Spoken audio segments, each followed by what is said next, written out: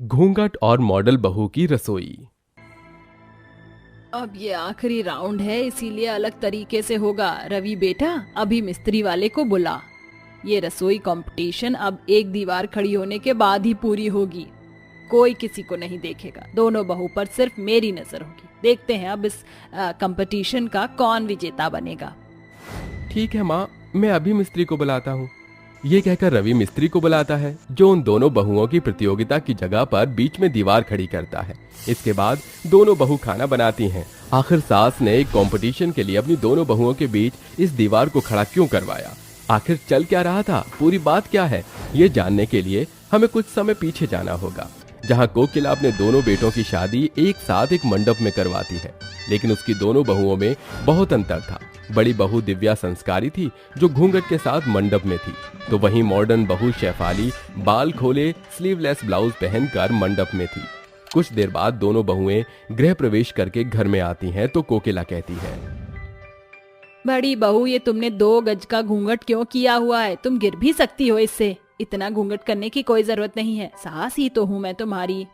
वही तो माँ जी, आजकल का जमाना बदल गया है, मेरी तरह रहना चाहिए, बिल्कुल बिंदास। नहीं बहू, इतना भी बिंदास नहीं होना चाहिए कि पता ही ना लगे कि तुम इस घर की बहू हो या दुल्हन हो। देखो तुम्हारा शादी का जोड़ा कैसा है। नई बहू को इस तरह से रहना चाहिए कि लगे बहू संस्कारी भी है। ओहो माँ जी, मैं भी तो मॉडर्न जमाने की हूँ, ये संस्कारी वंस्कारी मेरे बस की बात नहीं है। मुझसे ज्यादा कपड़े लादे नहीं जाते। नहीं शेफाली, माँ जी जो बोल रही है वो बिल्कुल ठीक कह रही है। खैर तुम्हारी अपनी मर्जी। चलो बहुत बातें कर ली, अब थोड़ा आराम करो। सास की बात सुन दोनों बहू बेटे अपने कमरे में जाकर आराम करते हैं। अगले दिन संस्कारी बहू दिव्या जल्दी उठकर घूंघट में रहकर घर की सफाई से लेकर पूजा पाठ तक के सारे काम कर लेती है। वहीं देरी से मॉडर्न बहू उठकर ढीले ढाले टॉप पजामे में बिना नहाए रसोई में आकर खुद से कहती है, यार अब तो मेरी शादी हो गई है, खुद उठकर चाय बनानी पड़ेगी, तभी मुझ में जान आएगी, वरना मैं कोई काम नहीं कर सकती। घर पर माँ थी तो मेरे आँख खोलते ही बेड टी ले आया करती थी। ऐसा कहकर शेफाली अपनी चाय बनाकर रसोई में पी रही होती है। तभी सास आकर कहती है, बहू ये क्या है, कैसे कपड़े पहने हैं, और तू नहाई भी नहीं और बिना कुछ किए चाय पी रही है, शर्म नहीं आती तुझे? नई बहू के ये कर्तव्य होते हैं ससुराल में। आप तो ऐसे बोल रही जैसे मैंने कुछ अपशगुन कर दिया हो। माँ जी, हम नट संस्कारी बहू, मैं मॉडर्न जमाने की हूँ। सुबह उठकर बिना नहाए मुझे चाय चाहिए होती है, फिर मैं कोई काम कर पाती हूँ, वरना आलस बहुत आता है। अब चाय पीने के बाद अच्छा लग रहा है, नहाऊंगी फिर पूजा करूंगी।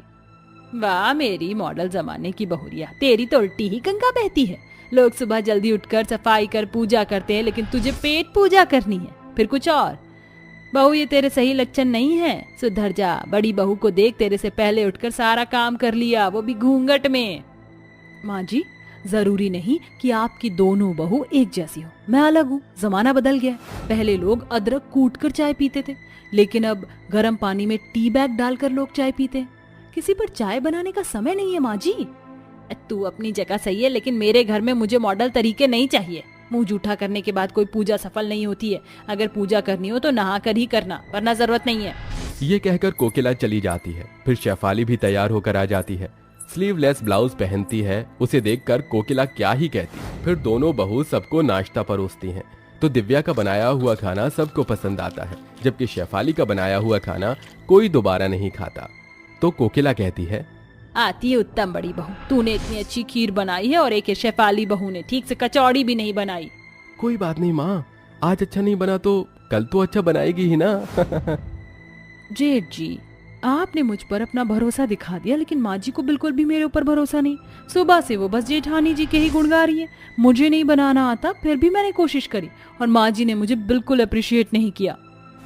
कोई बात नहीं माँ जी, थोड़ा शेफाली को समय दीजिए, क्या पता कुछ ही दिनों में वो अच्छा खाना बनाए। ठीक है भाई, मैं गलत हूँ, मैं चुप हो जाती हूँ। मैंने इसके कपड़ों को तो कुछ नहीं बोला, लेकिन अगर बहू ने खाना बनाना नहीं सीखा तो मैं चुप नहीं बैठूंगी।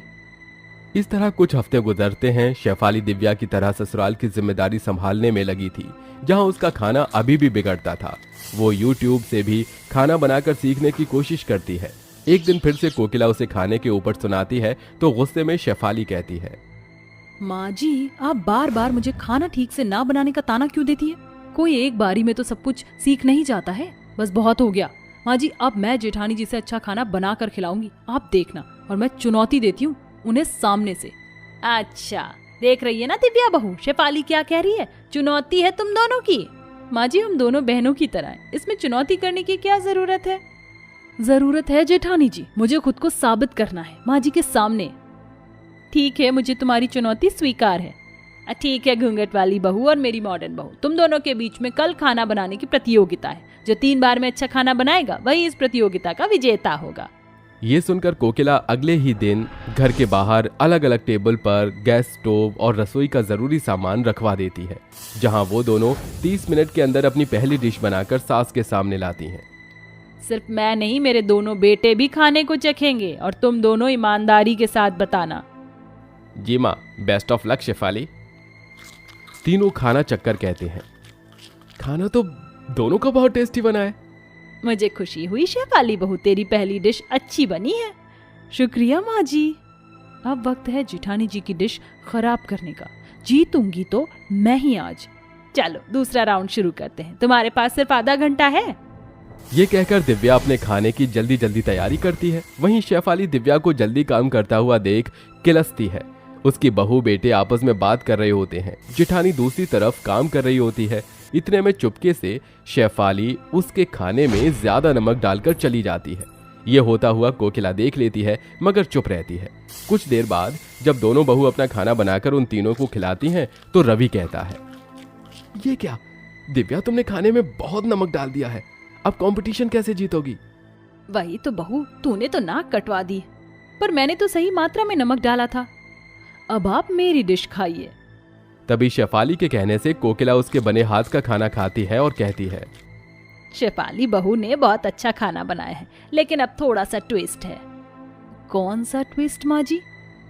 अब ये आखिरी राउंड है, इसीलिए अलग तरीके से होगा। रवि बेटा अभी मिस्त्री वाले को बुला, ये रसोई कंपटीशन अब एक दीवार खड़ी होने के बाद ही पूरी होगी। ठीक है माँ। ओहो, अब मैं जेठानी जी के खाने में गड़बड़ कैसे करूंगी? माँ जी ने दीवार लगवा दी। अपनी माँ की बात सुनकर रवि मिस्त्री को बुलवाकर उन दोनों के बीच एक ईंट की दीवार खड़ी कर देता है, जहां दोनों बहू बिना एक दूसरे को देखे खाना बनाती हैं। कुछ देर बाद जब खाना बन जाता है तो तीनों जने खाकर कहते हैं, इस प्रतियोगिता का विजेता कौन है, ये केतन तू ही बता दे। सच कहूँ तो इस कंपटीशन की विजेता भाभी है, उन्होंने बहुत अच्छा खाना बनाया। नहीं, ये नहीं हो सकता। माँ जी आपने क्यों दीवार खड़ी कर दी, वरना ये कंपटीशन भी मैं ही जीत जाती। कैसे जीतती? बहू के खाने में गड़बड़ी करके। दूसरे राउंड में मैंने देख लिया था तूने कैसे उसके खाने को खराब किया, इसलिए मैंने ये बीच में दीवार खड़ी करवाई। सुधर जा बहू, तेरे सुधरने के लिए ही मौका दिया था। क्या शेफाली, तुम ऐसा भी करोगी? मुझे पता नहीं था। अभी भाभी से माफी मांगो, तुम्हें ऐसा नहीं करना चाहिए था। नहीं करूं तो क्या करूं? जेठानी जी मुझसे परफेक्ट है। मैंने बहुत कोशिश करी अच्छा खाना बनाने के लिए, पर नहीं हुआ, इसलिए मैंने दूसरे राउंड में उनका खाना खराब कर दिया। लेकिन मुझे एहसास हो गया ये सब करके कोई फायदा नहीं। माँ जी, जेठानी जी, प्लीज आप दोनों मुझे माफ कर दीजिए। अब मैं पूरी कोशिश करूंगी कि आपकी तरह बन जाऊं। मुझसे भी बेहतर बनोगी, तुम बस थोड़ी सी कोशिश करो। ये कहने के बाद देवरानी अपनी जेठानी के गले लगकर माफी मांग लेती है। फिर दिव्या की तरह उसी से खाना बनाना सीखती है, जिसके बाद धीरे धीरे वो काम में निपुणता हासिल कर लेती है।